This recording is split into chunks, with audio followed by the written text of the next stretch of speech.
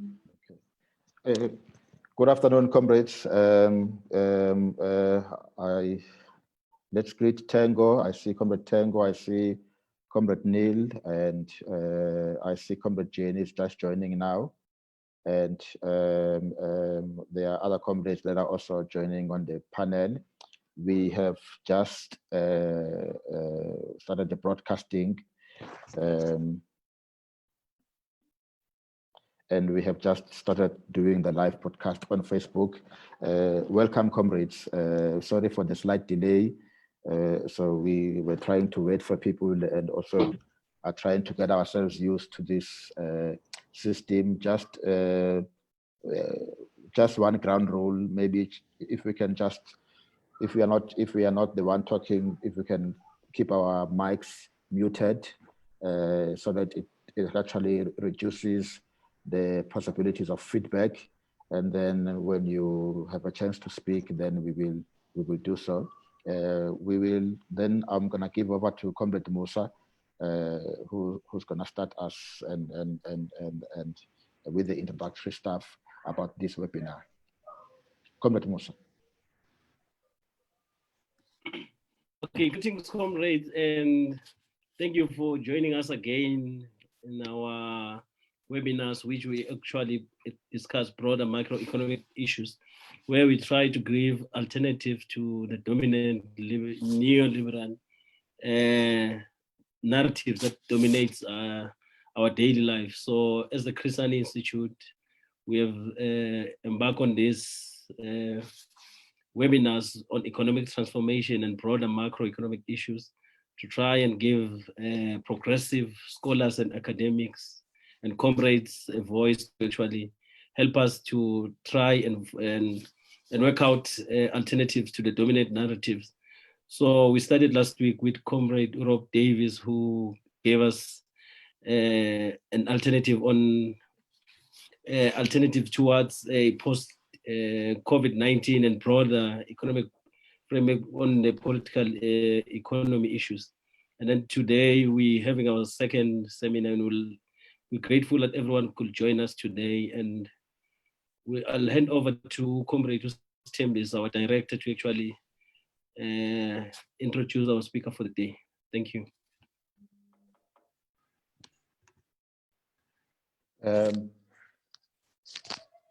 Thank you, Comrade Musa. And so, as I mentioned, this is our second seminar in this series of webinars.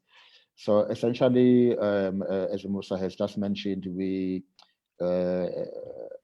these webinars are essentially a culmination of ongoing work that we have been doing with some of the comrades from the economic and social transformation cluster of the Communist Party and COSATU and other comrades as well, including some economists, some social scientists, in which we have been attempting really to coalesce a voice and thing that is going to bring alternative kinds of to really what is happening currently, obviously with the challenges of COVID-19, but very much framed around our understanding that while it is true that the pandemic is actually bringing, expanding the kinds of the crises that we are having, but we are very much with an understanding that the genesis of our specific crisis, particularly in the South African economy, do not just emanate only from the pandemic, but are more structural around the nature of our economy. And I mean, statistical figures, they show over the last, I mean, from the 2008, how the economy has struggled.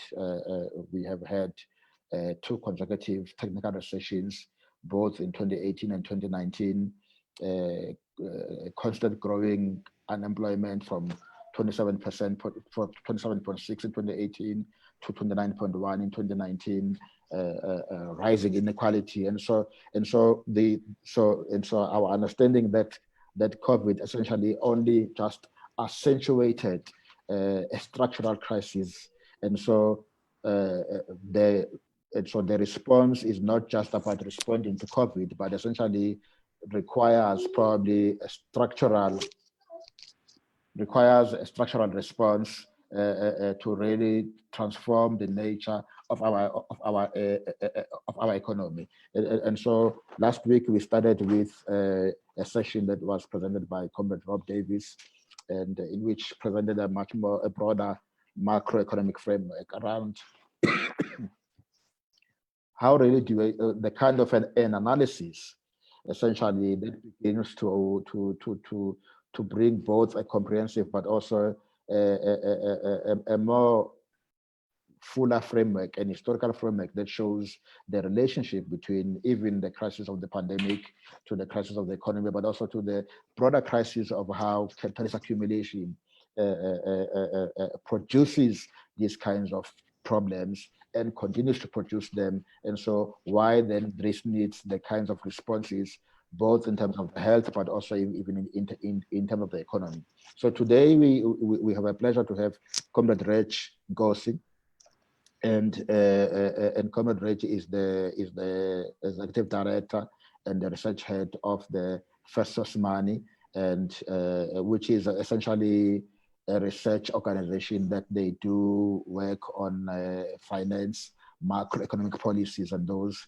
And so he's gonna give us a presentation, and essentially the structure that we are gonna follow today is that Comrade Redge will give us his presentation, and then we will open for the questions, and hopefully then open for the discussion.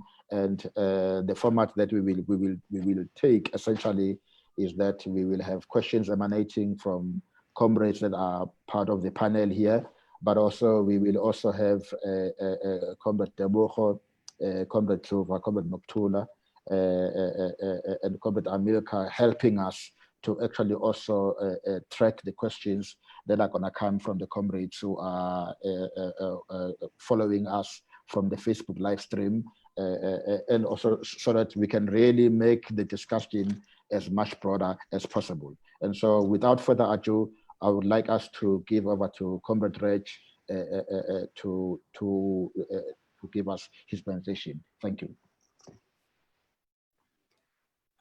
Thanks, Comrade Stay and Comrade Musa and the rest of the comrades. Thanks for inviting me to give a short lecture on macroeconomic issues, given our state of affairs in the country, and indeed given the COVID-19.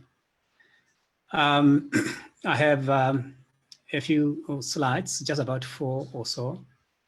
I thought perhaps we could start there. But before I go there, some 2 days ago, as all of us are aware, we're commemorating the calamity that happened so many years back, sparked by the gallant youth of this economy, of this country. The youth of 1976 are perhaps occupying serious positions both in government and industry as we speak. Some are among us right now, but the youth of today, if we look at it clearly, are the youth who are very, very much unhappy. If unemployment is in the regions of over 50% for the youth, then frankly, the youth of 1976 need to think quite clearly as to what to do to help the youth of today. It's not exactly what the youth of 1976 thought would be happening, but sadly, this is what we have. Now, some people may argue that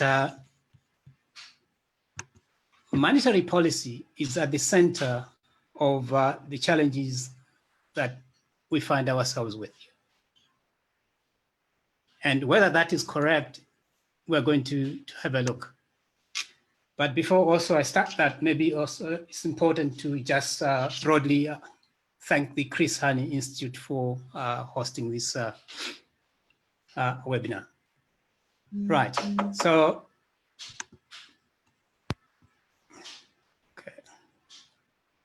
okay. I'm trying to get the slide on.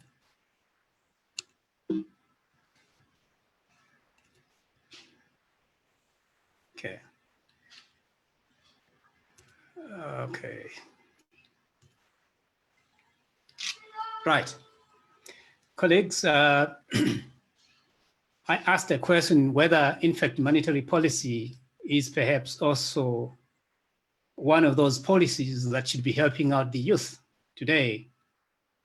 For me, frankly, the truth is monetary policy is at the center of some of these challenges that we find ourselves in. Now, I would like to open it up with a quote from one of Harvard's eminent teacher of economics, John Kenneth Galbraith. He says the study of money above all other fields in economics is one in which complexity is used to disguise truth or evade truth, not reveal it. Well, it's a self-explanatory quote, but what is surprising, the professor is saying that the complexity of this particular area of economics does disguise truth or evade truth. Could it be that some of the monetary policy thinkers or monetary authorities be disguising truth or evading truth, not revealing truth? We do not know. But anyhow, as we go forward, let's first see what monetary policy is supposed to be, a definition.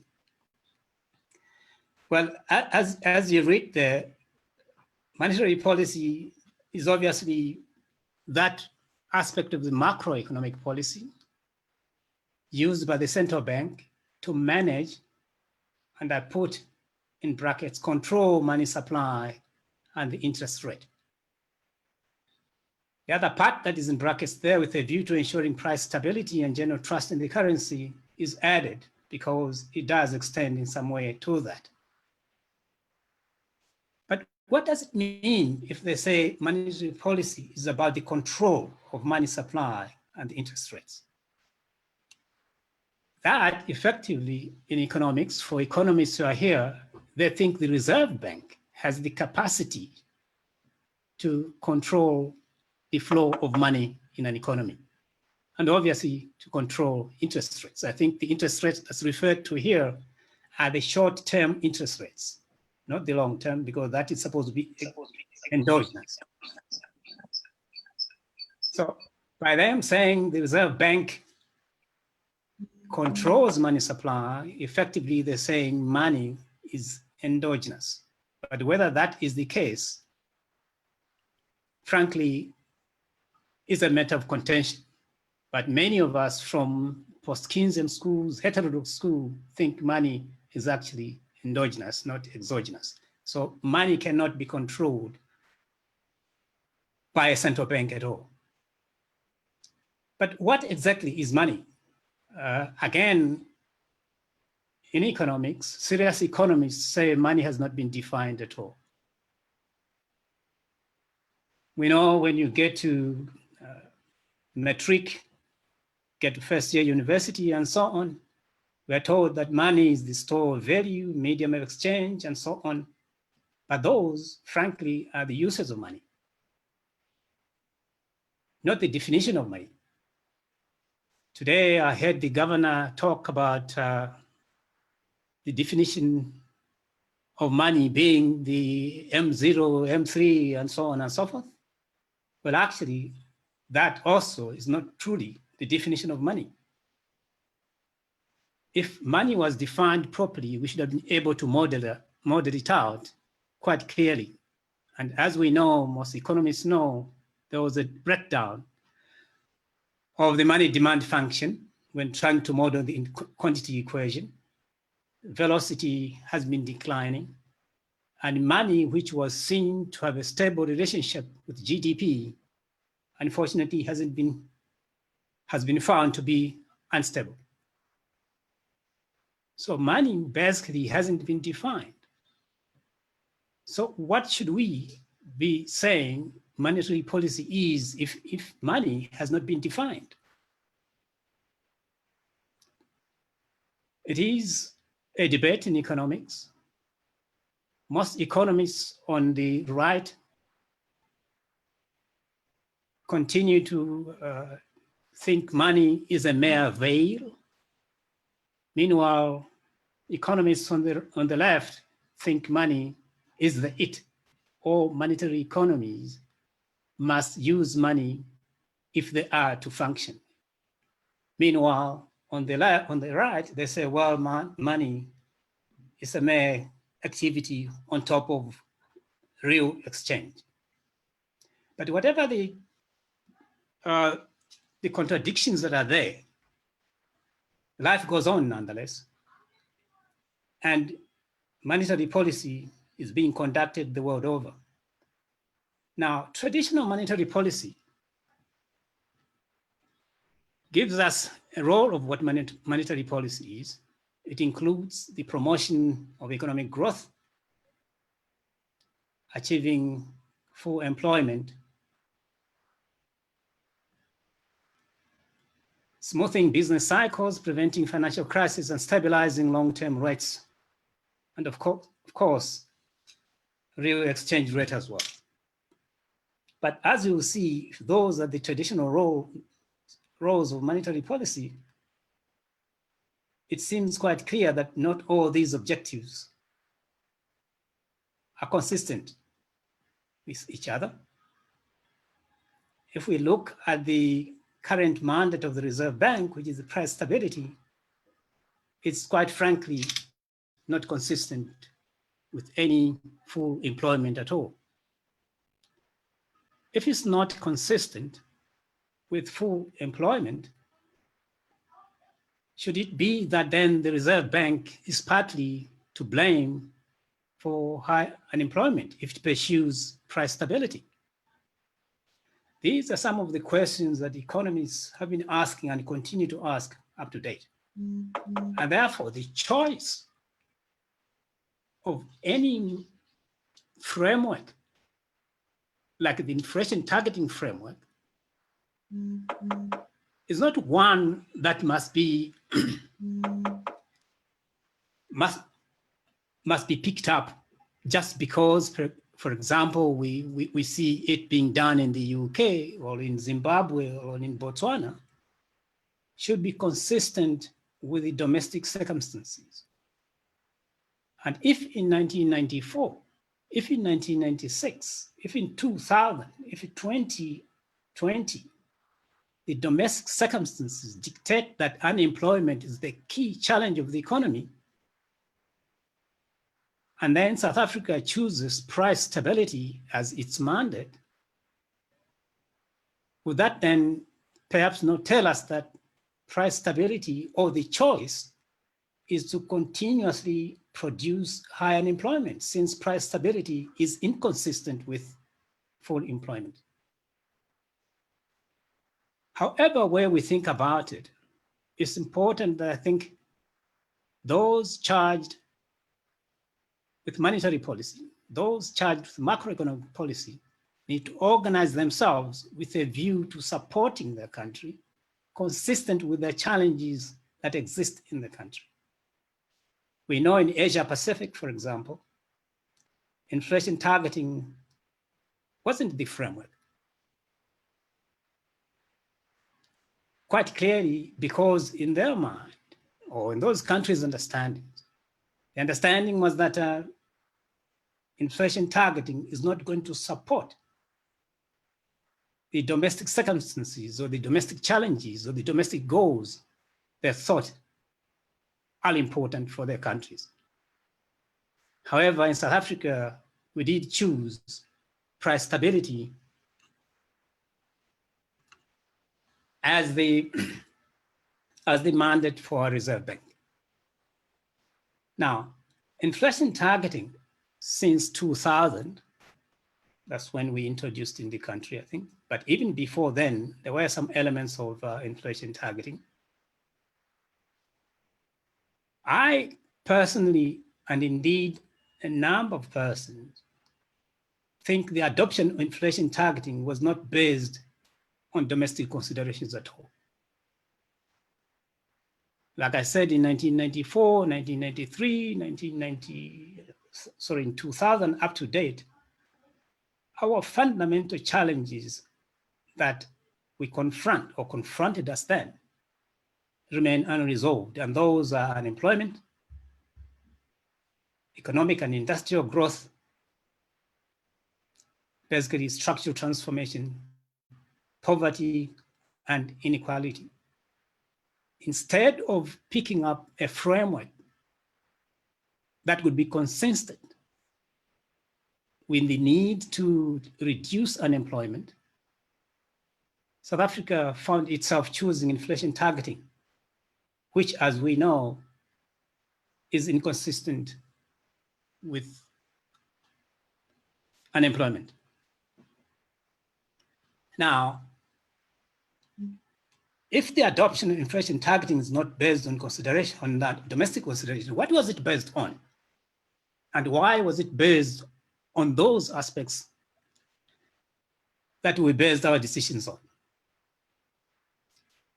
Just below there, you see the phrase above centered on loanable funds theory. South Africa today, perhaps even 1994, 1996, when GIA came in, has the following understanding about money, all about economic development generally.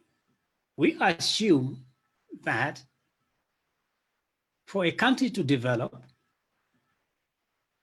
we need savings stashed somewhere from where investments are going to be made, and therefore economic growth and industrial development. And since South Africa is known not to be a country with lots of savings, the need for importing capital was deemed to be very, very crucial. Therefore, the global movement of capital in the 1990s and the need to stabilize the prices of that capital, particular capital that comes in. If it comes in at 2 rand, it must go out at 2 rand, perhaps even better. The idea then was for us to attract as much foreign capital as possible for us to develop, invest and then develop. But also one of the reasons for choosing inflation targeting was because thinkers or economists use a phrase called time inconsistency, sometimes also called dynamic inconsistency. Well, this in short would be a case where the politicians want to ramp up output when it is about election time. You know, in the meanwhile, with that ramping up of output, inflation jumps up. And therefore, people thought that, well, for us to prevent this type of action, inflation targeting would discipline the country or politicians or even the workers at the reserve banks not to follow a system where they're just going to inflate up the economy and have inflation rising. So inflation targeting was therefore chosen as a consequence of some of these. Of course, there are quite a few others. And they thought a rule-based system would be very, very important for South Africa. Now, the design, therefore, of our monetary policy is one which requires, of inflation targeting, is one that requires a fairly independent reserve bank. The independence there is known to be instrument independence, but not, of course, goal independent, because goal is set up by the government. How to implement the instruments to use are those that are determined by an independent reserve bank. Another key design on inflation targeting, if you're going to have it, is to ensure that you have a capital account that's fairly open, a liberalized capital account, and of course it requires a floating exchange rate regime. But that is what we found as useful in this country, and hence where we sit today. I think the outcomes, in my view, are quite clear. If we thought inflation targeting is going to help us stabilize the currency, the question that you ask is the currency, or has the currency been stable since 2000 when we put inflation targeting as a framework? People crunching numbers tell us the currency actually has not been stable. What about the benefits of a capital account? Do we see any benefits in this country of a capital account? Many people will say, well, we do not know whether in fact there have been benefits of a capital account. We have seen the volatility of the currency. We have seen low investments in the country as a consequence of having adopted inflation targeting. I actually call it is in fact an interest rate policy. So it seems South Africa, since the adoption of this particular framework, has only reaped the industrialization. And we know the investment that has been coming in the country has largely been the hot money. So the attraction of foreign money has ended us up in the situation where we find ourselves 3/4 of the money that has been coming in, or 3/4 of what we call investment, is actually hot money. The economy is financializing at a pace that's quite fast. And as we know, the higher an economy gets financialized, the less it industrializes. Studies reveal that any economy that goes beyond 7% in terms of financialization, that economy begins to suffer, begins to reduce the economic air necessary to develop. South Africa, therefore, or the conduct of monetary policy in this economy, in my view, has reaped us all the challenges that we find ourselves with. But one may say, well, what about fiscal policy and other policies? Of course, they're important. South Africans have come to hear quite often by the governor, many scholars and so on, that monetary policy alone cannot lift this economy up. Well, yes, it is indeed true. A set of policies have to work coordinatively together, but also untrue in the sense that monetary policy as practiced in this country is actually, frankly, not the real monetary policy. It is an interest rate policy. Evidence shows that there's no country that ever developed. We have no history of countries having developed to the level where we see Japan, where we see South Korea, to have used interest rate policy as their major tool. Monetary policy, yes, but not interest rate policy. Interest rate policy is just a component, it's just one aspect of the monetary policy. Now, the question that we have to pose is, what happens from here? If the interest policy has given us volatility in the rand, no investment at all, currency that's actually not stable, and hot money that's moving up and down without benefiting the economy. We find ourselves in an economy that is suffering and continues to suffer hysteresis. Where do we go from here?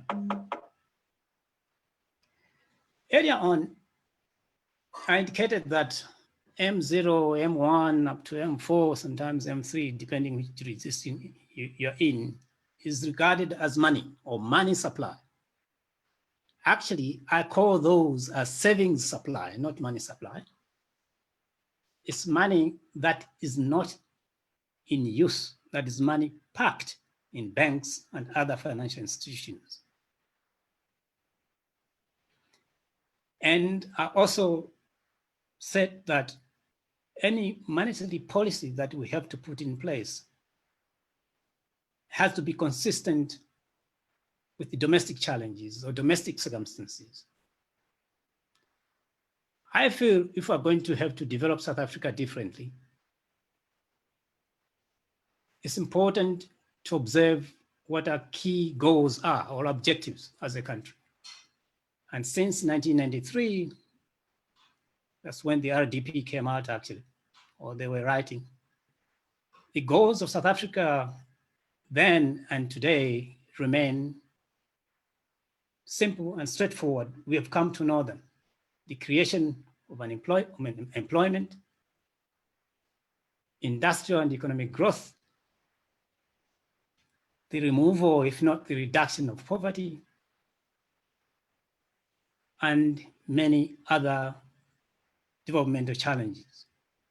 Therefore, if monetary policy is going to work at all, it has to be a policy that seeks to assist the promotion of the creation of employment and the promotion of economic growth.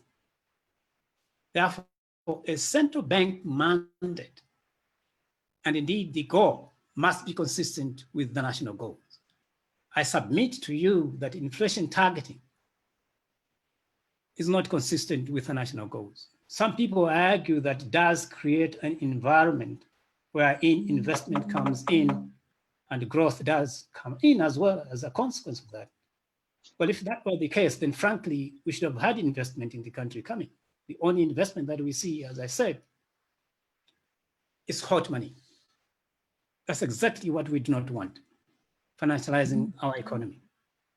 Therefore, macroeconomic policy, or say monetary policy, must aim at unemployment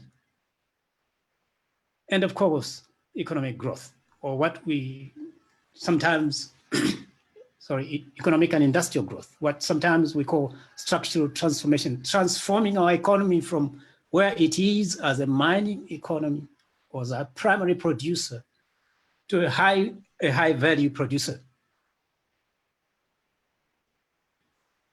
Our monetary policy, therefore, must be those that mirror what we see as traditional objectives of monetary policy. I mentioned earlier, which is full employment, smoothing business cycles, and low rates. Now, if that is the case, how could it be designed then? Is the current design of macroeconomic institutions consistent with this view? I beg to differ that, and in fact, almost reject the notion that the way in which our Treasury, our Reserve Bank are organized, that organized purely on the understanding of how inflation targeting is supposed to work. There's a great deal of compartmentalization among macroeconomic institutions. While independence of the Reserve Bank is certainly important, but the manner in which we've come to understand the workings of the Reserve Bank vis-a-vis the workings of Treasury, there's a turf wall, if you want, between them. So effectively, they're not working as a coordinated unit to deliver macroeconomic policy. Macroeconomic itself is supposed to work very closely together. However, the institutions as they stand do not. And to the extent that they do not, we obviously suffer the consequences for that. Therefore, I recommend that the institutional design must be one where there is no compartmentalization between fiscal and monetary policy. And after all, fiscal policy hardly works if monetary policy is cast completely outside it. While obviously a rule-based system is important, discretion must necessarily also come into play. I advocate a case where the current 6 or 7, or rather 6 big banks that are the transmission belts for monetary policy as highly insufficient, and one requiring rather to have public monetary policy infrastructure. But what do I mean when I say public monetary policy infrastructure? Here I mean that for a country to succeed, for monetary policy to be effective, we need a network of public financial institutions through which monetary policy should travel, should be conducted. Public banking system, as is the case in countries like China, in countries like Germany, or including the US as well. India is one of them. So without that public monetary policy infrastructure, it's not very easy for one to carry out monetary policy. One of the reasons why we failed to industrialize here is because our 6 key banks are averse to risk, so much so that they cannot easily lend to a good chunk of the population. A good chunk of the SMEs are shied, in fact, by these big banks. And if that is the case, the question is, how then can industrialization take place? When in fact the selection becomes a very tough one. And I also think that the capital account, as we see today, is inconsistent with industrial development. We cannot be allowing money to flow in and out as if the flows of in and out generate any meaningful investment in the economy. It doesn't. But before I go down to the instrument, above there, I write that center South Africa's design and conduct monetary policy on credit theory. What does that mean? Earlier, I indicated that the inflation targeting system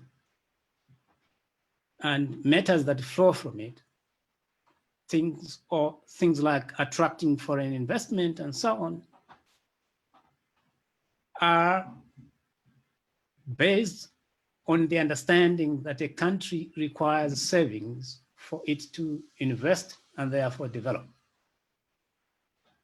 Credit theory suggests differently. Credit theory suggests that a country does not necessarily need foreign money to invest. Credit theory suggests that credit can be created by banks, and banks are the creators of money supply, and therefore the creators of money for investment. It's not necessary for a country to go out and borrow money from Europe and elsewhere when it has a network of domestic banks, because each bank is a creator of credit. Each bank is a creator of money. To the extent that banks create money, the necessity for us to have a capital account open actually ceases. We can easily manage a capital account to the point where we do not see the movements of money up and down the manner we've come to see right now. So credit becomes the fundamental instrument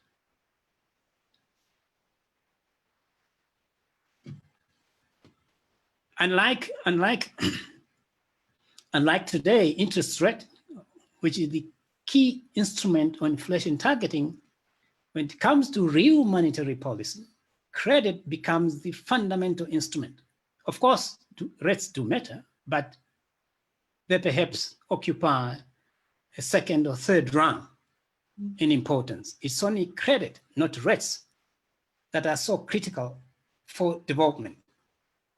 In this instance, I call for the use of the balance sheet of the Reserve Bank as a primary monetary policy tool. But what does that mean? The Reserve Bank be responsible for the issuing of credit, not only to government, but to industry as well, including the SMMEs, especially given the fact that our banks are incapable of generating sufficient credit for the rest of the economy. Now, since we're at Chris Hani Institute, it was also necessary to remind that as a Marxist, Karl Marx did remind us in 1887 that credit whose volume grows with the growing volume of value of production is what is so important for any economy to develop and therefore advance. A new monetary policy regime for me should not target inflation, rather should target the entire yield curve. Of course, targeting employment or unemployment, if you want, is also equally important. But having to target inflation, frankly, runs counter to the issues we've just said right now. So this, to me, becomes the core of monetary policy, the design of it, and the instrument that has to be used. A monetary policy that has to be applied in any developing country, and South Africa indeed being one. Without this arrangement, it's unlikely that South Africa can achieve any development at 6.2. In closing, therefore, gentlemen, I just wanted to bring to you a few words about what the governor said earlier today. Consistent with inflation targeting, consistent with the idea that South Africa requires savings or is low on savings, the governor ended up telling us that, well, it is indeed acceptable for the IMF to lend us money, or for South Africa to go out and get money from the IMF, because according to him, we do not have savings from where to tap. And if the government was to go borrow on the market, then quite frankly, what's going to happen there is that interest rates are going to shoot up because we do not have enough savings in the country. And all the savings, according to the governor, will be taken up by the government borrowing. Therefore, the need for loans from the IMF, the World Bank, or foreign loans is very much important. Well, it is commonly understood in the country that indeed savings are low, but it's not true that we need savings for this country to invest. And therefore, the statement that we should be going to IMF and World Bank is frankly an old type of thinking that's not needed in the country. And therefore, it seems to me that the governor still, or the Reserve Bank as a whole, still thinks that we're living in a world of 1971 and before, the gold standard era. Frankly, we don't need the IMF. The governor went on to say quantitative easing. He claims he's not doing quantitative easing, actually, and he says if he's to do it, then we require rates to be at zero, inflation rates or interest rates to be near zero. Well, again, just a matter of clarification, I've written a bit about this. Quantitative easing does not require rates to be zero. And quantitative easing is beyond the purchases of government bonds that we've come to see the government purchase, the Reserve Bank purchase. Quantitative easing actually is the use of credit. It's the expansion of credit to the productive sectors of the economy. We also learned that monetary financing or direct financing of government, of the Reserve Bank by the to the government would be inflationary. Well, again, the models I think the governor is using, they're fairly antiquated. Professor Marikani not long ago gave us examples of countries that have been using, have been financing their governments directly, Guyana being one of them, Malawi, and a few other countries, not just here. But we know the UK is financing its government. The UK Reserve Bank is financing its government through its Ways and Means account. It's not the first time they've been doing that for quite a while. India uses its Ways and Means account to finance, the Reserve Bank of India uses Ways and Means to finance the Indian government. And so many other governments have been and continue to support, to draw from their reserve banks directly. And to suggest that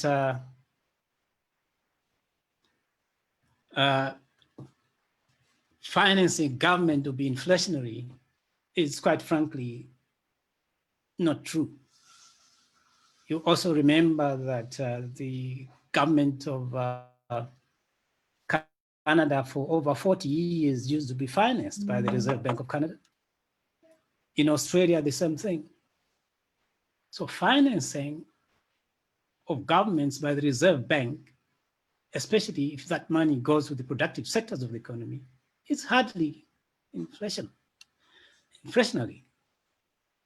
However, it has become routine in this country that we have the governor telling us, or not just the governor, the entire Reserve Bank actually, saying that we cannot do QE because QE is inflationary.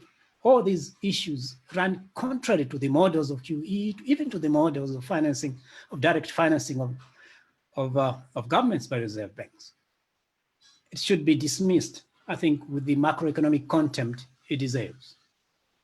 My closing remarks, though, are just these few quotations here. I did make a quotation at the beginning of the discussion from an academic, but I thought it's important to reiterate what politicians have had to say about credit.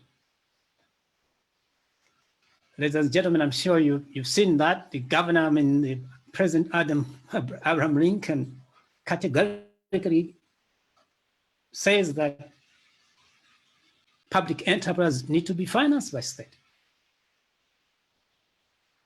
And the question that arises from this is, are we doing that in this country? Would President Abraham Lincoln been sort of a dreamer who doesn't understand, who never understood money, or never understood banking? Lionel Mackenzie King, Canadian longest serving prime minister, like I said earlier, 40 years of financing government by the Reserve Bank, and once again, insisting that the control of credit by government is so fundamental, without which the parliament and the democracy we claim to have is idle and completely futile. Ladies and gentlemen, those are my views, my observations. Thanks very much for listening.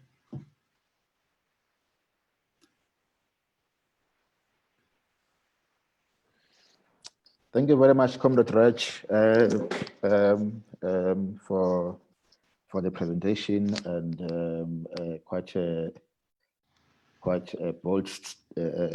bold one, I think, and also quite interesting. And so, what maybe I'm going to ask us to do essentially is maybe first to just allow clarity questions, if there are any, before then we can go to more substantive questions that are more towards the discussion. And so if there are any clarity questions, please,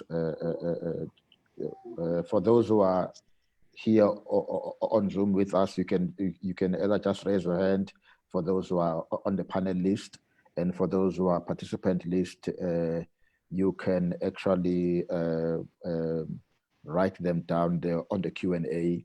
And also I will ask then the comrades Deboho, Noktula, Tsuva, and America, just to check if we have any questions that are clarity ones, and comrade things that are on the Facebook, on the Facebook platforms. So firstly, from the comrades who are here, anyone who has any clarity question?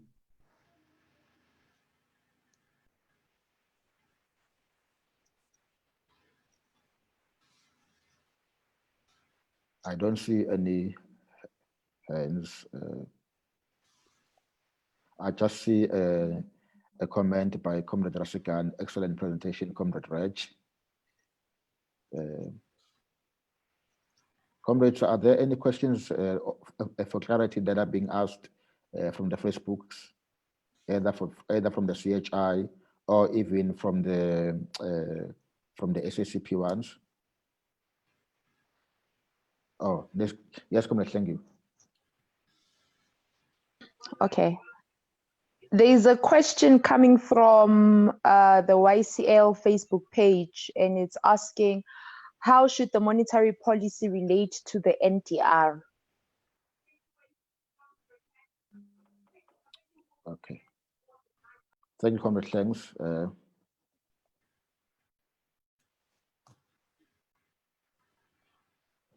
Do you want to attack that one, Comrade Redge, maybe directly? Okay. Well, there's nothing as important as monetary policy in ensuring that the democratic revolution is executed in the manner we have always wanted to be. You know, those of us who are old enough to remember East Asia that we currently admire, South Korea, Japan, Taiwan, and so on, were in fact poorer than South Africa not long ago. It's fundamentally because of the use of the monetary policy that those economies developed to the level they are today. It was at the center, monetary policy was the center of development. Their reserve banks were so active in the economies. Today, China, as we speak, a great deal of the development that we see in China is because of the key hand of the Reserve Bank, and therefore the monetary policy. Therefore, our democratic revolution is going to be stillborn, completely stillborn, if we're not going to activate our Reserve Bank to play the role that all monetary policies have played in entire East Asia, in Europe, and the Americas itself. So there is a direct relationship between monetary policy and the revolution that we talk about. And without a key hand by a reserve bank, without a key hand by the monetary policy itself, we can be rest assured that this is going to be a dream deferred. So I frankly see that there is indeed a very high link. Look at unemployment right now. If the country is unable to target unemployment because we think we have to target inflation, but we know inflation is completely inconsistent with targeting unemployment. How are we conduct a revolution when we have millions and millions of our people in hunger and in poverty and without employment? So there is a very direct link between what we want to achieve as a country and monetary policies. But again, we must remember that what we are having here in this country is not monetary policy. It is interest rate policy. And never in the history of economic development have we ever known a country that has developed by simply lowering or upping the interest rate. There's, after all, no difference between us and the US because they do the same. Us and the UK, they do the same. Us and Zimbabwe, they do the same. An active hand, active monetary policy is so important for any revolution that a country seeks to wage. So yes, there is indeed a link. Thanks, Comrade Femi. Thank you, Comrade. Thank you, Comrade Redge. I see Comrade Jenny also has a hand raised. Yes, Comrade Jenny. Thank you, Comrade Skambiso, and thank you, Comrade Redge, for an extremely interesting and thought-provoking and alarming presentation. For me, you've focused our attention very clearly on the policy contradictions between our national goals, our industrial policy action plan, and the functioning of the Reserve Bank and their particular way of managing the decisions that fall within their ambit. What I think would be very useful for you to condense for me and is to what extent is it the model of the Reserve Bank that needs to be changed in order for us to be able to address that policy contradiction? Because when one lands up with one part of the state is developing policy in line with national goals, and one is being, that very policy and the ability of that policy to achieve those goals is being undermined by another instrument, what's the mechanism out of it? So I think for me, it's a major challenge for us as the left in South Africa to use this opportunity in COVID-19 as we're talking about a new economy, as our recovery program coming out of COVID-19. What do we need to be able to do differently in terms of the institutions so that we don't land up with this policy contradiction that is crippling the ability to deliver on the national goals? Thanks. Thank you, Comrade Jenny. Comrade Redge, there is also 3 other questions. Maybe let me just put them together. I see Comrade Rasigan also has a hand, as well as Comrade Alex. So I will have Comrade Rasigan, Comrade Alex, and then I will read the question that I found from the participants. Comrade Rasigan. Greetings, comrades, and thanks very much, Comrade Redge. It really was an excellent presentation. In your presentation itself, it's quite apparent that you've presented us with this challenge of confronting a counterfactual. The Comrade Jenny mentioned it as a contradiction in policy. But I think from your presentation, you were quite clear that choices were made, and these choices then excluded certain possibilities. The focus on price stability over jobs was a choice. It is not then a contradiction of policy. And because of that, it exposes a flawed logic. Now, the empirical verification is 30 years, a generation of us not advancing. And this then tells us it has failed in practice. Comrade Redge, if you don't mind, I think I need to add a number. When we talk of 40.1% of people between 15 and 34 in South Africa not being in employment, education, or training, that's not just a percentage, that's 20.4 million people who are excluded from the productive forces. And if they're excluded from the productive forces, the quote you put from Marx is even more important, because through that, we cannot generate the credit necessary for us to reinvest in our economy, which is endogenous. And I think these are very clear points, and I'd really like the comrades to also build upon it. This critique is in time, but I also want to also add a slight variation. I don't think we need to bring in the viral vector of COVID-19. Those numbers that we speak about, Comrade Redge, were from the end of 2019. If we think of the real numbers now, it's an absolute catastrophe. And if we're going to be targeting that, we must be much more open to the alternatives you have suggested. So thank you very much. And thanks very much, Zitembiso. Thanks, Comrade Rasigan. Comrade Alex. Thank you, Comrade Ste. I wish to thank Comrade Redge for the presentation and completely agree with Comrade Rasigan. I was looking at Karl Marx's monetary theory, which he develops in chapter 3 of volume 1 of Capital, and in several other chapters of volume 3.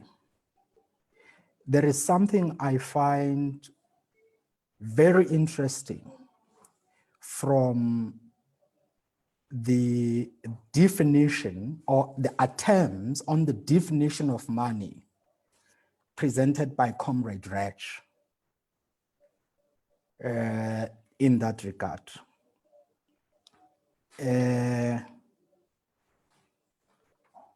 I will just ask him to elaborate on one of those, which perhaps it is not written down in those words, money as the universal equivalent.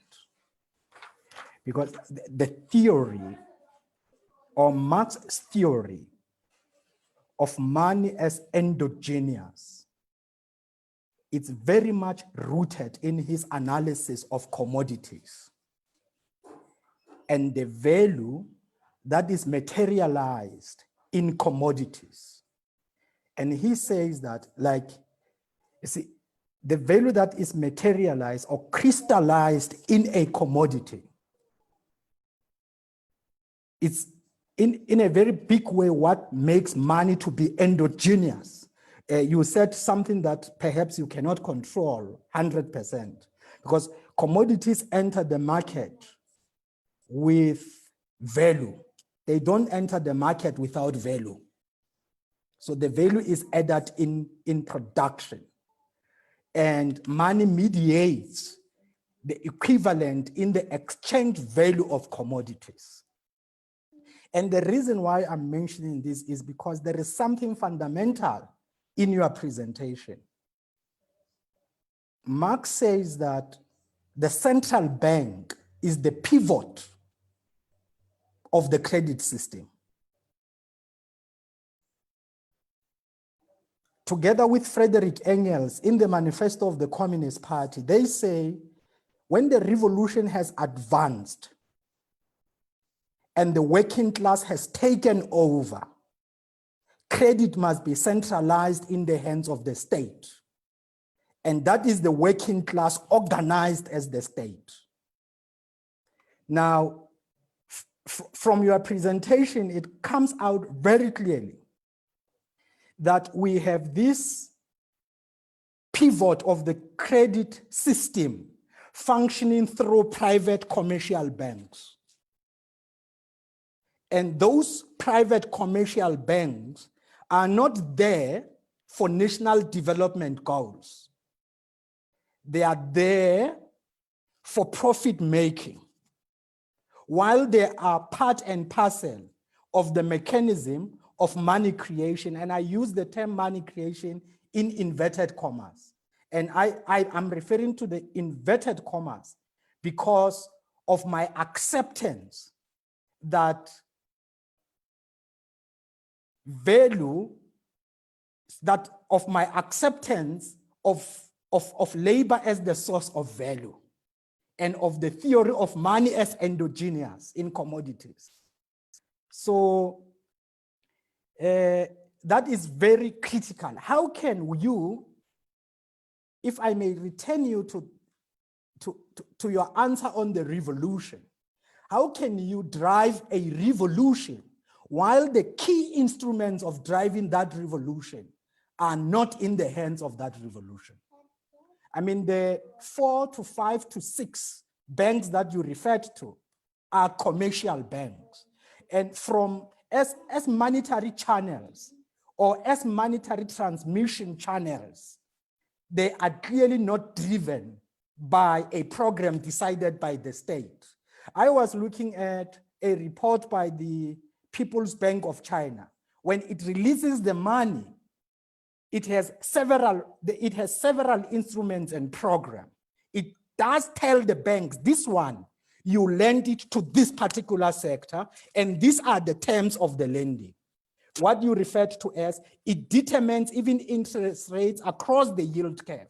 It says this money goes to cooperatives, and here are the terms. In our country, we do not have that. What do you think is the way forward? Okay. Thank you, Comrade Alex. As I mentioned, there was this question, and then I'm going to give to Comrade Redge to answer this from Comrade Alfred Mafulega. He says, how can we get this out for our government to adopt this monetary policy as you suggest, Comrade Redge? Or perhaps what is holding it back from doing the reasonable thing on monetary policy?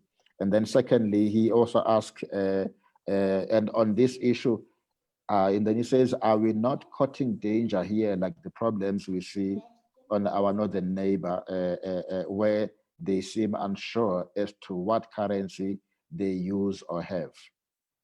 Please, Comrade Redge. Maybe let us deal with those with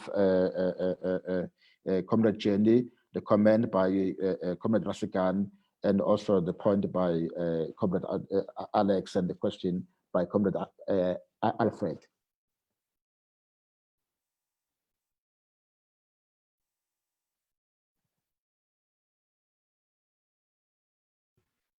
Comrade Redge.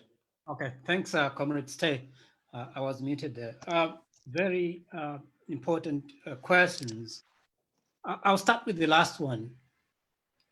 Comrade Alfred, wondering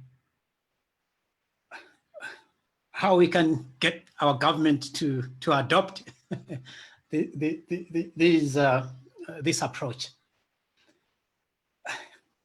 I don't know. I must admit, I was a government worker myself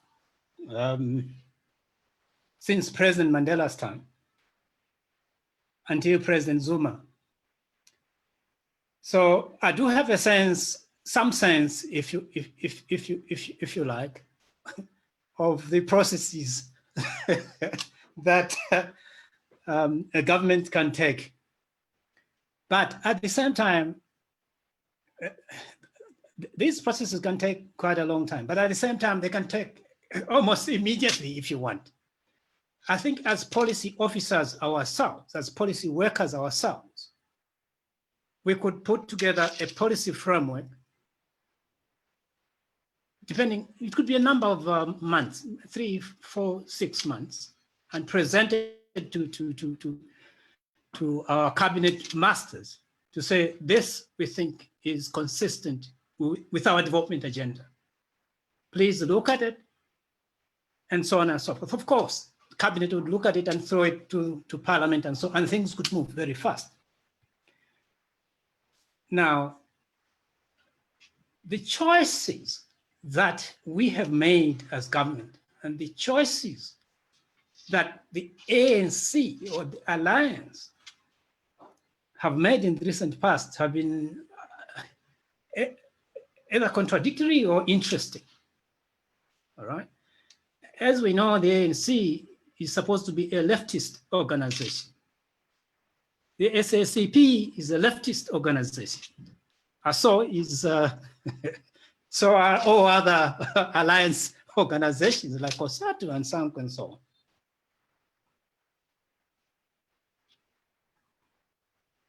I'm not particularly sure what it can take, though, for our government to see that for the past 25 years, now 30 years, Rasgan almost says that, we have failed to even the simplest of things to advance from an industrial perspective, to dent unemployment. It was very easy, very possible for us to do that. I think if we had actually followed say, for example, the East Asians. Those are solid examples. You don't even have to go to a book. You have to go to them and ask what's going on. But let me then go back to Comrade Jenny, Rasigan, Alex, on the wonderful questions as well. Indeed, I see that some arms of state are undermining others in the conduct of the mandate. They're almost antagonistic, if you want. One is pulling this way, the other one is pulling the other side. You would ask Minister Rob Davis, for example, as the Minister of Trade and Industry, if he, let's just assume he's still the Minister of Trade and Industry. He's trying to industrialize, but is confronted with interest rates are fairly high, because someone wants to maintain interest rates so that they can attract, not what Mr. Davis, what Dr. Davis wants, industrial development, but it attracts hot money, right? But GTI minister wants a stable currency, all right? But when you attract hot money through the high interest rates, the currency begins to jump. We know that. So quite correctly, we have one arm doing this, another arm, or one facing this way, the other one facing the other side, yet of the same body. So it's a body that is a confused body, if you want. So we quite correct. We have elements within ourselves that contradict each other. And until we smoothen that through a very strong leadership call that seeks to say our goals are clear and simple. The RDP, go anywhere else, forget the NDP and anything, just go to the RDP itself, all right? All those goals remain valid today as they were in 1993, 1994. And to the extent that you say our goal is to remove unemployment that is so high, or to reduce unemployment so high, why should you then have to bring in a policy aspect that seeks to grow unemployment, if you want? Frankly, it's quite disturbing. So Rasigan is correct in the sense that our choices, we had chosen to be contradictory. So I last year asked a question: is it incompetence? Is it capture, or both? I think all of us must find an answer between these three: capture, incompetence, or both. But quite frankly, there wasn't anything. There wasn't anything that made sense for us to adopt inflation targeting at all. Comrade Tito Mboweni was the governor of the Reserve Bank then, must remember in 2000, when we adopted this. There was a piece of, he wrote something there that he says, if there's any person, I picked it up from the Bank of International Settlements, he says, if there's any better system, then that person should go to him and tell him if there's any better framework than inflation targeting. But frankly, the question is, I mean, in 2000, the East Asians were growing without inflation targeting as a framework, the Asia Pacific. I mean, why should you even ask anyone as a governor or as a minister? You should just see what is happening in Asia. So it's quite frustrating, quite frankly, and it's something that we, I think, as a party, as communities, as an alliance, must seriously engage. That if we choose this particular framework, which obviously is going to undermine another framework, or is going to undermine the very goals we set in place, then frankly, we're not doing ourselves any favor. So indeed, Rasigan, 20.4 million people, I mean, young people, if you want, who were supposed to be celebrating or commemorating the 26th Soweto uprisings yesterday, are languishing without hope, in large measure because of us as not only workers of state, but as comrades who were young in 1976. So it's a failed policy, there's no doubt about it. And how on earth then do we want to continue with something that has failed? We want to go to IMF. And the governor, just hours ago, is saying because there are no savings in the country. I do not know where he gets that economics. It doesn't exist. We don't need anyone's savings. We don't need Europe. Asia rejected we quite clear. Japan, frankly, banned FDI. FDI I'm talking about first, not hot money, but FDI, all right? Japan banned FDI, Taiwan banned FDI, and many others. South Korea banned FDI because they wanted the economy to belong first to Koreans, first to the Japanese, first, before you can allow all these many others. Now, you calling for IMF money as a governor of the Reserve Bank, you should know how money is created. If we do not know how money is created and therefore how development can occur, then quite frankly, we're not fit for our positions. As deployees of the alliance, therefore, the alliance has to think about it very clearly.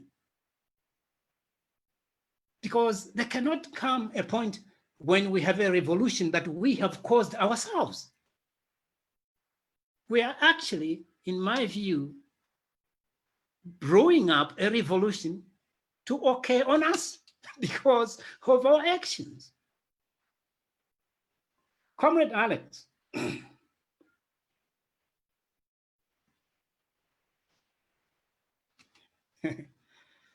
you know, Marx has left us with a great deal of work to sift through and get a sense of how we can migrate ourselves from the poverty, the misery that we have, to being a nation that celebrates advancement. The recognition by Marx of the Reserve Bank as pivotal, as center to any form of advancement is without doubt and remains solid. It was solid then as it is solid today. 1887, when the first English edition of Capital came out, issues there are as valid in 1880s as they are valid today. But we as Marxists, if you want, as communists or as socialists and so on, should know that we have guiding roads as in Marx in some of these issues. Not that Marx is correct in each and every aspect, but frankly, quite a number of areas is correct. So money is endogenous, okay? The Reserve Bank cannot control money all over. It can't, it just doesn't work like that. Even if books want to tell us like that, or Friedman wants to tell us like that. So if we are going to have to drive a revolution, for me, there ought to be a way in which the Reserve Bank is reorganized. Now, cutting across Jenny, Rasigan, Alfred, and Alex, I start from an institutional change. Because the institutional system that we have right now is inconsistent with the new monetary policy regime that I was trying to suggest. It's completely inconsistent. Because first and foremost, the regime I'm trying to put in place here does not accept this hot money that is coming from somewhere. It doesn't. Right? Yet, the models at the Reserve Bank, okay, the models at Treasury are consistent with inflation targeting, which is a financializing framework. So an institutional change has to take place. Now, what are institutions? Institutions, these are organizations that serve society. But within those organizations, there are rules that bind those the institutions. Now, these rules are tailored, if you want, towards an economy that is going to create unemployment. They're tailored towards an economy that is going to be deindustrializing for all the time. And unless that changes, quite frankly, the revolution is lost.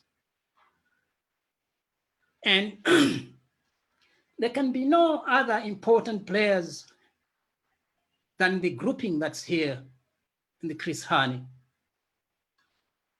Institute today or tonight that can begin to focus the attention of other leaders towards the reorganization of the institutional framework that governs this economy. And then this policy fits in quite properly, because this policy is going to be useless unless the institutions are changed. So to that extent, therefore, colleagues, Rasigan, Jenny, fundamental questions that we all must begin, I think, to migrate towards and realize that we don't have the time and we have no minute to buy.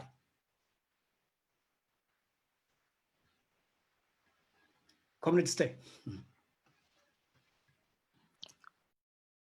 Thank you, Comrade Redge.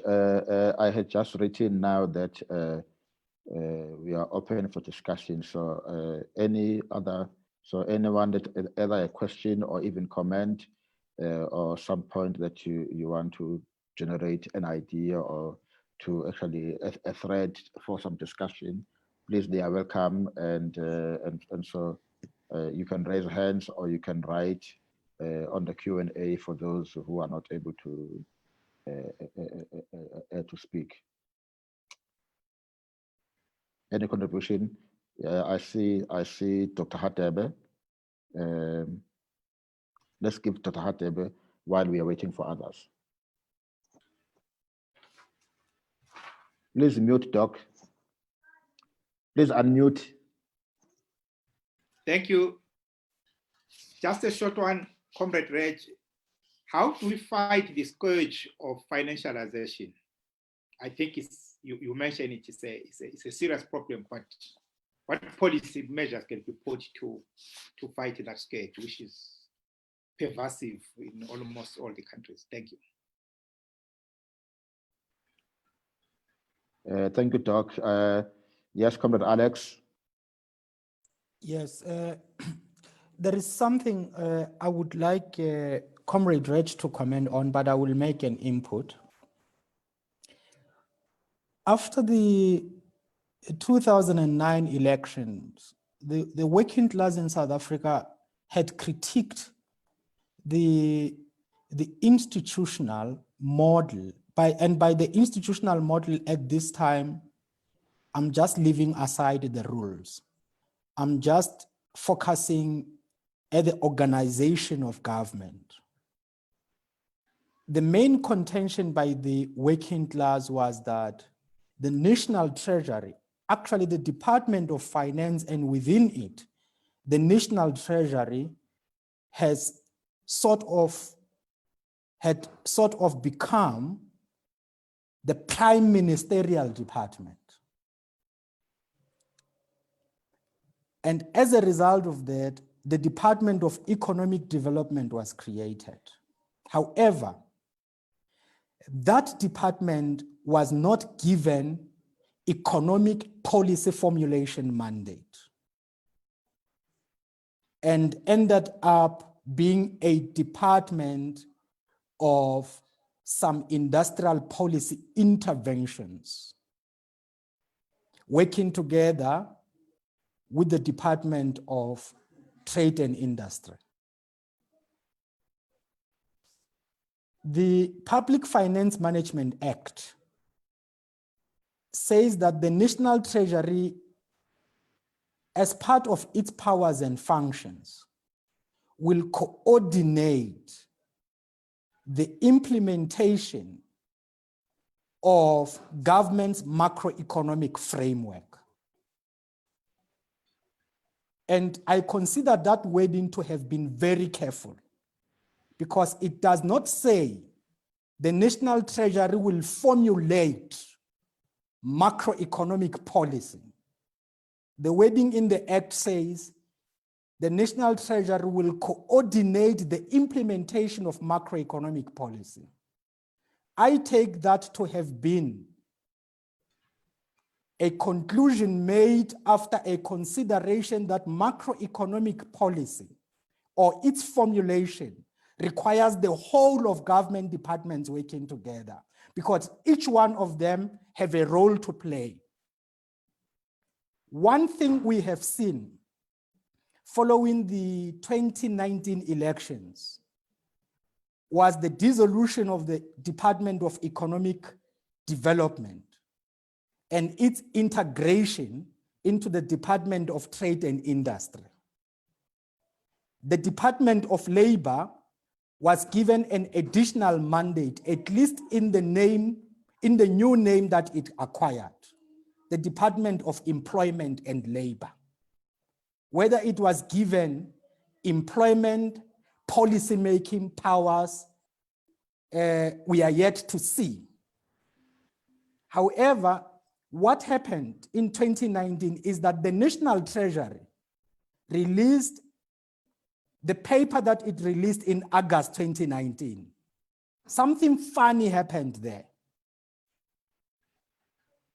That National Treasury was like making policy for all government departments, taking powers from government, instead of one hand fighting another. The National Treasury in that paper says, in communication, you will open up telecom infrastructure to exploitation by private sector companies. And it called that private participation and competition. In transport, you will do the same. In water, you will do the same. In this particular sector, you will do, several sectors were identified called the network industries. Now, my question is, or at least from where you stand, because I didn't see the cabinet working together. Just immediate, and the reason why I'm saying this is that immediately after that policy was released, the Minister of Employment and Labor was asked in Parliament what his views were regarding the labor market policies proposed in that paper. And he said, no, we will have to read it first. So in other words, you began to see the National Treasury even seeking to determine the labor policy. And in that regard, it said the national minimum wage that was agreed upon is a problem, and therefore compliance with it must be reversed. It should not be compulsory. Remember that the national minimum wage says if the employer is not in a position to pay, the employer must apply for exemption, and the exemption process requires scrutiny. So the National Treasury was saying that scrutiny is red tape. So it was making policy for all government departments. Hang on, what's your view about that? I do not agree with that. I did not see the other cabinet ministers asserting their policy-making powers. I saw the National Treasury being even consolidated as an overarching department that overrules the rest. And when you talk about financialization, I would perhaps propose that you look at that, at the financial, at the National Treasury, somewhere, somehow becoming the chief representative of financial interests in government and making use of those financial interests to seek to determine what must happen in the rest of government. For example, when the president now announced the COVID-19 package of 500 billion, he said this is just the first phase. The next phases will follow. The direction was somewhere about, a stimulus package reaching somewhere around, 1 trillion. The National Treasury just intervened. No. The reduction in interest rates by the Reserve Bank and the purchasing of government bank together total 800 billion. They even overruled the president. So I would like to hear from you whether you have the same observations, whether you have the same observations. Thanks. Thanks. Thank you, Comrade Alex. Sorry. Before you answer, Comrade Redge, there's also a hand by Comrade Musa. Comrade Musa.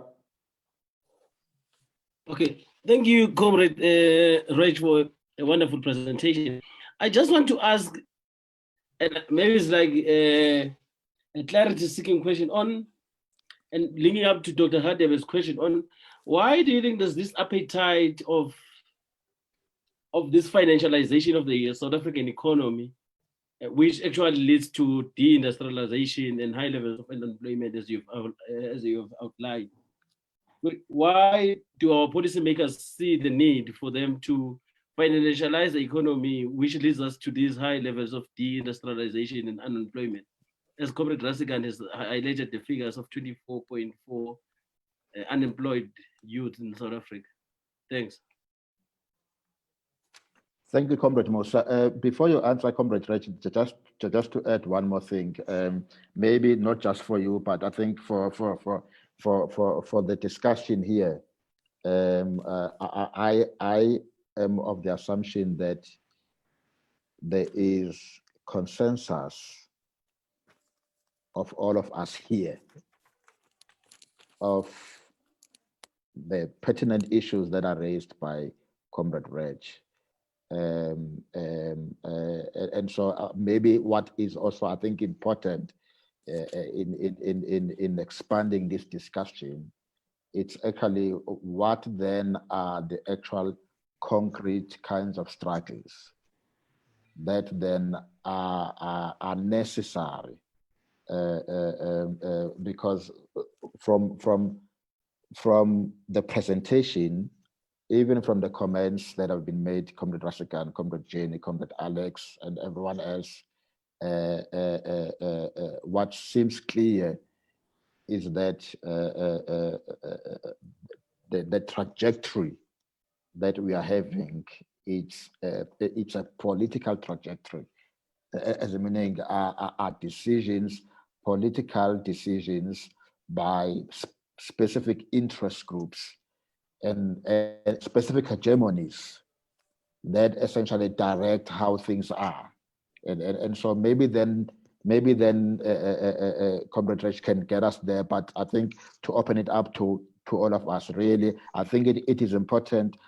Can we enter that discussion then that in the current conjuncture and with the issues that Comrade Redge is raising and the consensus that we are having around these things, what then are the actual concrete kinds of struggles that then needs to be advanced and to be waged to essentially bring this voice to the fore and to, I suppose, to use a common cliche, in a way, change the balance of forces to actually bring the kinds of policy direction, but also institutional transformation that are really going to give rise to the kind of things that are necessary for transforming our economy.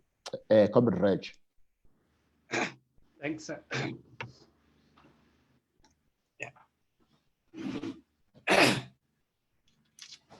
Thanks, Comrade Stay. Comrade Musa and Comrade Dr. Hadebe, thanks for what I see as trying to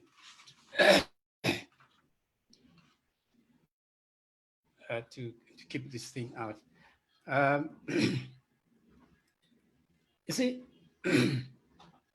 I'll start with financialization because it's common to two comrades there. Yep. Sorry.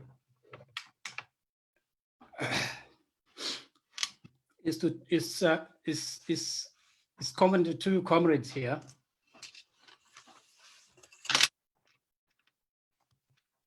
Why is there appetite for financialization, and how can we deal with it? It's very difficult for me to get a sense why there is in fact appetite for financialization. But what I know is about it and why it is creeping all around us is as follows.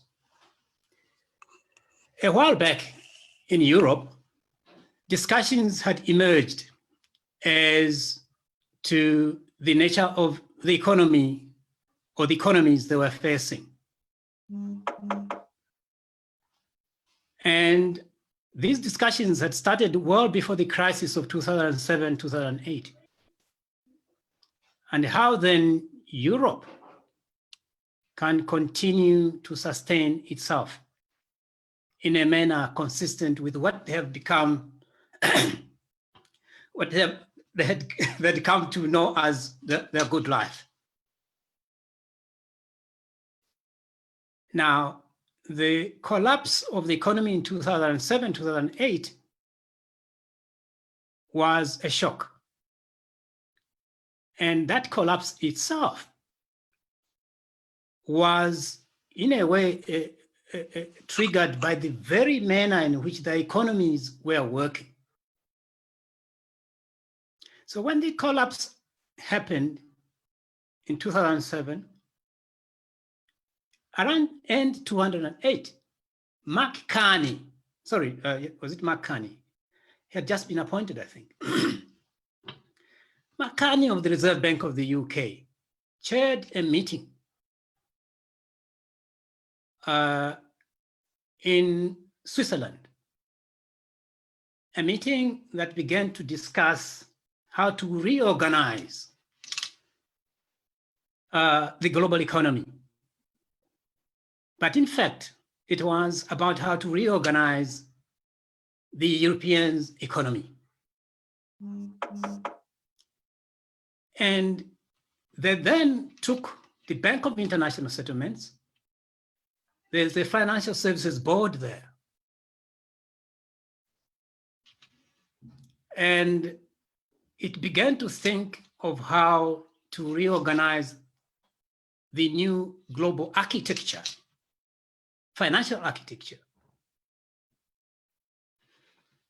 And as they were meeting, it became clear that Europe seeks to continue the neo-colonial aspects of life, but not, of course, in Europe, but in the colonies Europe had during the past colonial times. It only emerged a bit later that when they appointed an eminent persons group and put that eminent persons group onto the G20 to devise a new global financial order, that we began to notice that Europe, and indeed the US, were seeking to ensure that the developing world, people like us, must continue to feed them in the manner we have been feeding them ever since they colonized us. But this feeding is not going to be a forced feeding like we were forced before. It has to be weaved from a financial system perspective. So therein arose the manner in which money from Europe will continue to enter Africa as if it's coming to develop Africa or the developing world, whereas in fact, it is entering as an exploitation tool to suck money out of Africa, out of the developing world, back to the colonizers or colonies. So, so the financializing aspect, which had begun a while back, intensified, therefore, immediately after the crisis. And many of the things that we witness today are a consequence of an approach by Europe and the West to ensure that the economic dominance that they have is sustained. Now, so what we are seeing now, people like ESCOM, all right, water, transport, and so on, where they talk of private sector participation or private finance intensifying in the manner it is, it's actually part of the architecture that has been drawn up. It's just intensifying today. The challenge, however, is it's not that we have not been seeing this thing ourselves. The Treasury, our Treasury, our Minister of Finance, if you want, and our Reserve Bank have been participating in these discussions in Europe. Discussions which are contrary to our developmental goals, contrary to our developmental ideals, contrary to the NDR, completely. But somehow, well, at least from my side, I'm not very sure of others, I never saw any paper or any comrade from Treasury or from the Reserve Bank addressing other comrades outside of their offices to saying, but we're under attack. Instead, what we've been seeing is, if you want, the assistance of the agenda put up in Europe to undermine the economies here in Africa and elsewhere. So financialization, therefore, is growing. And I'll talk to Alex's paper and so on just now. But they're not just financializing the government or the state. They are financializing every aspect of our lives. That's why our policy space is narrowing every single time, while incapable of doing anything. Because from this side we have this, from this other side we have this. So effectively, all these, our options are narrowing every single day. Our choices are narrowing every single day, but they're narrowing not because we cannot do it. We can actually reverse them. But who should reverse them? The persons who have been attending those discussions should be the persons going to the alliance, because they're alliance kids, if you want, all right, to use that term. The deployees of the alliance, all right?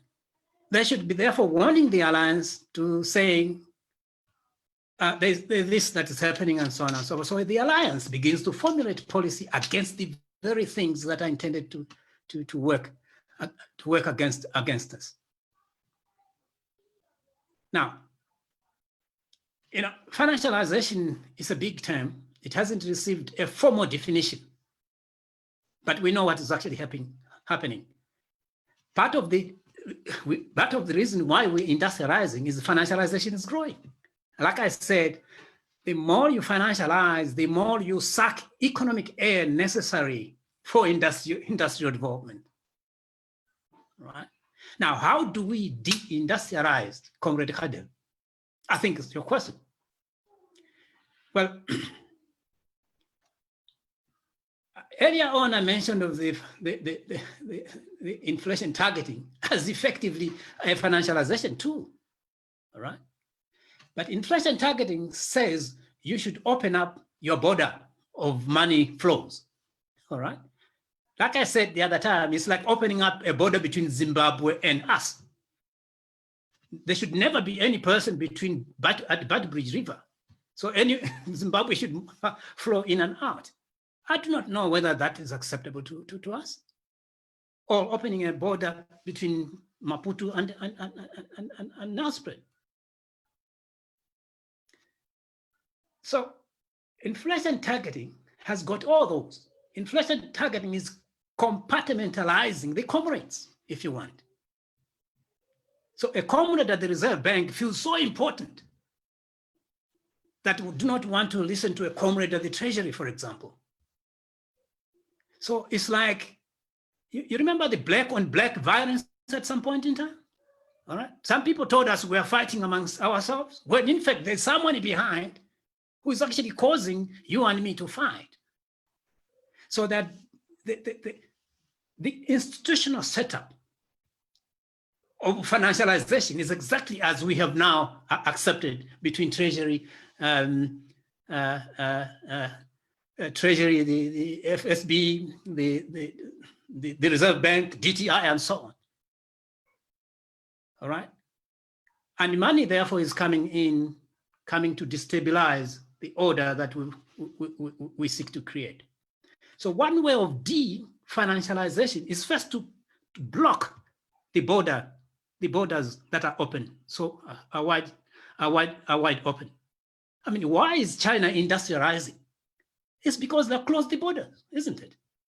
There's no money, any money flowing up and down in China. China chooses what money has to come in. You cannot just pick up money and say, you know, I have to do this and that. You have to have some order. And that begins to be a way in which we can start de-financializing our economy by blocking some of the issues that are consistent with this institutional system they set up for us.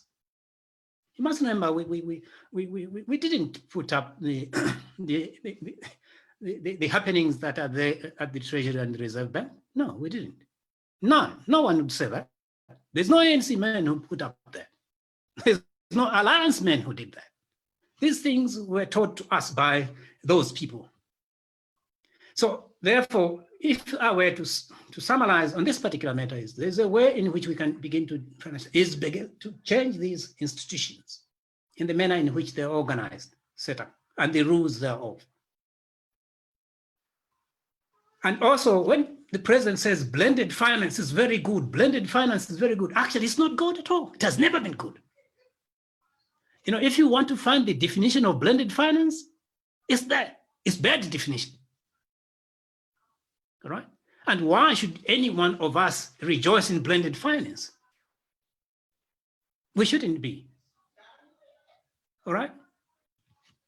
I mean, Rothschilds, they wrote a letter to ESCOM to say they want to help them do this and that. We don't need Rothschilds to help us. ESCOM is us, it's not something somewhere, it's us. We don't need Rothschilds to help, we need to help ourselves. I think we can do that. Now, Comrade Alex, you raise an issue pertaining to many issues, but it centers around policy formulation at a macro policy formulation, if you want. There cannot be a single institution of state that is charged with formulating a broad a policy regime as macroeconomics, a macroeconomic policy. It can't be possible. But then you have to understand what DTI wants to achieve. You have to understand what labor wants to achieve. You have to understand what energy wants to achieve. You have to understand what tourism wants to achieve. You have to understand what science wants to achieve, and so on and so forth. So it's a game of sitting on a high table, cabinet ministers saying, these are our goals, these are, and so on and so forth. Then policy formulation begins to emerge from that collective. Without that process being put in place, you risk some hot herd coming up with some document as how he understands macroeconomic policy. Look, for example, if you understand macroeconomic policy as decompartmentalizing the Reserve Bank and the Treasury and DTI and so on and so forth, where are you going to get with industrialization? You'll not get it. And we have hotheads like that. Supposing you understand your macro policy as saying we need savings, all right, to develop, to need savings for investment and therefore develop the country. Because you read that at your PhD level. But that's wrong. It doesn't matter whether you got it at PhD level or master's level or at a junior level. It's wrong economics. So it cannot be one single man just because he read it at PhD and he knows that savings are good for investment and therefore development. It's the wrong understanding of macro. And that's exactly what we're faced with now. I also had an opportunity to look at the Treasury paper. It also recommended that we should sell Eskom's power stations somewhere here. They had to change it because someone got a bit frustrated with such things. And I mean, how on earth can you begin to sell the infrastructure that is supposed to help you advance at a cheap rate, sell it, and then buy the same infrastructure at a higher rate? Frankly, it's a bit unusual, isn't it? So I think there was an error in that particular document. Secondly, that document has no basis in true macro at all. It has none. So to the extent that it is there, well, we have to accept, but frankly, it's a document having had a chat with so many people. They say, well, yeah, well, it's fine, it's there, but it's not worthy the paper is written on. Perhaps it is also from the fact that there wasn't much consultation around it.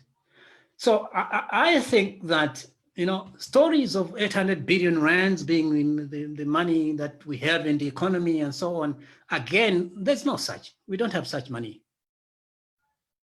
Analysis, economists have gone to analyze that money. It's actually not 800 billion rand. All this money that we are told of the Reserve Bank has released so many billions of rands into the economy. There's no money released in billions of rands into the economy. However, I'm not particularly sure whether propaganda is also useful when we have to deal with COVID. I'm not very sure. I'm not used in the area of propaganda. But analysis tells us that there isn't much that's being said that's true. So it's frightening from financialization to macro policy that is not macro, to the resuscitation of this economy that is suffering from deep hysteresis caused because we failed to support the economy during crisis of 2008. I'm not particularly sure where we're going, but frankly, it's a very frightening situation to the extent that the Alliance has to have a very deep introspection about where we go from here. Thank you. Thank you, Comrade Redge. There is a useful comment that is to be made by Comrade Rasigan, and then we are now in our last 5 minutes of the allocated time. Comrade Rasigan. Thanks very much. And, thanks as well. As you were speaking, Comrade Redge, and also picking up on the discussion so far, I think it's quite important. There's a level at which we constantly be encouraged to be more concrete in terms of the proposals we make.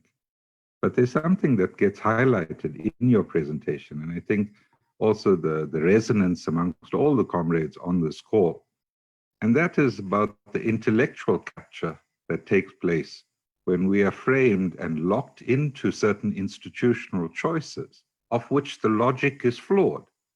And it's precisely there that we need to advance much more carefully on breaking. We need to have a rupture.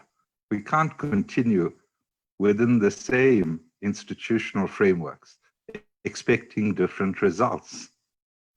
So I think it's quite critical in terms of us having to not only reinvent, reimagine those alternatives and put them into practice. Our ends and means can be consistent, and especially in the ecological framework, this pandemic, and a whole range of other challenges confronting us.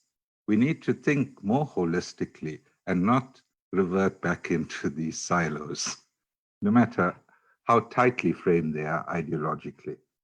So thanks very much, Comrade Redge. Thank you very much, Comrade Rasigan, and thank you, comrades, for the really an illuminating discussion, and quite useful for those of us who are not necessarily economists, who just go over the surface to really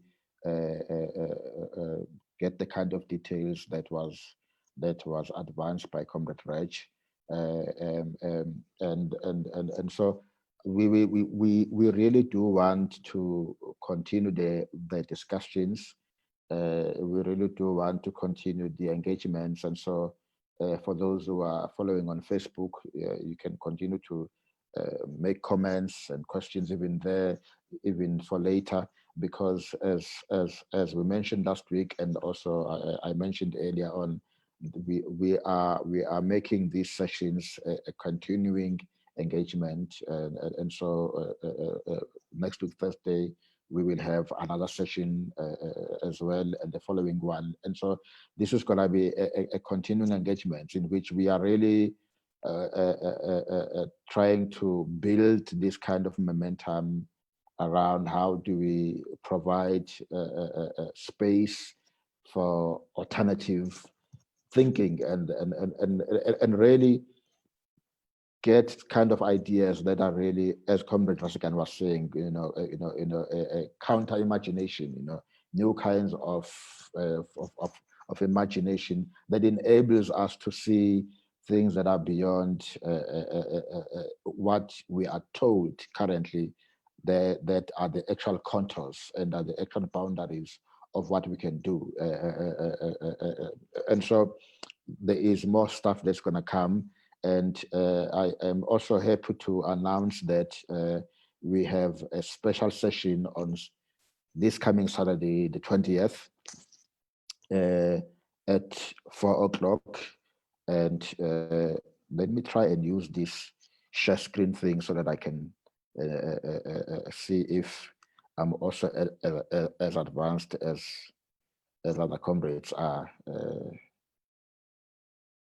Comrade, stay. Before you do that, can I just a word or two? Yes, please. In closing from my side,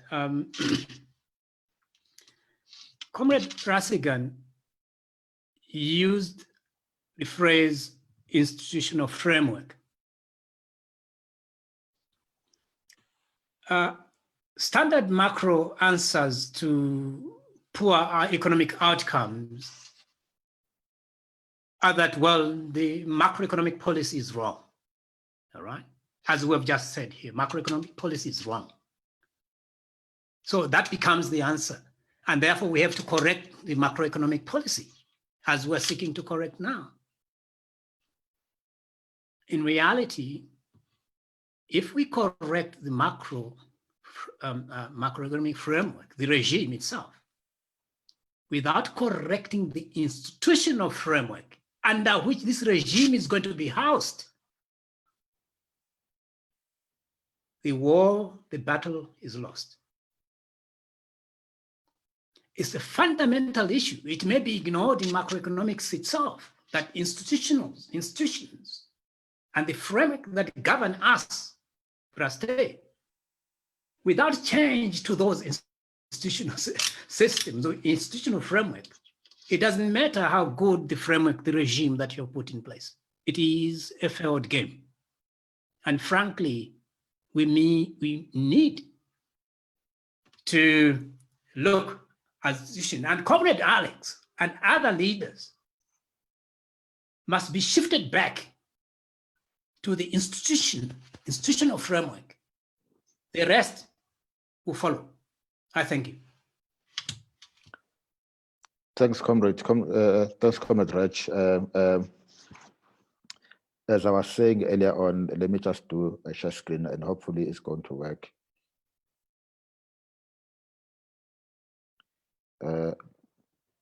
I hope comrades are able to see. So on Saturday, we have this session with Comrade David Masondo, and there's a paper that he has been developing. And so he actually asked to have a platform to share this, and as part of the work of the ANC's Economic Transformation Subcommittee, and which is titled Post-COVID-19 Economic Reconstruction Lessons from the Great Depression and the Recession, and so it's on Saturday, the 20th at 4 o'clock. As soon as we finish this session today, we will actually finalize the actual creation of a new Zoom linkages, and then we will send, as we've been sending the others. And so we are hoping that the comrades who want to participate will actually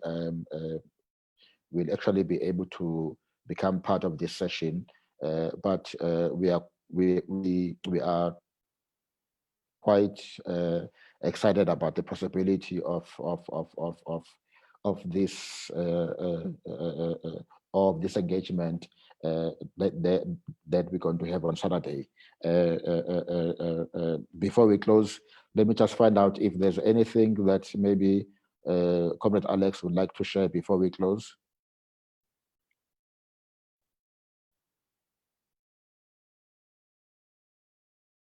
Your mic is muted, Comrade Alex. No, I'm saying you have said it all, comrades. Thank you very much to the Cruzani Institute for coordinating this dialogue, and thank you again to Comrade Redge and the other participants. Let's grow this as a big movement for change. Thank you very much, comrades. And so hopefully, comrades, we will then see you all on Saturday at 4 o'clock with Comrade David Masondo.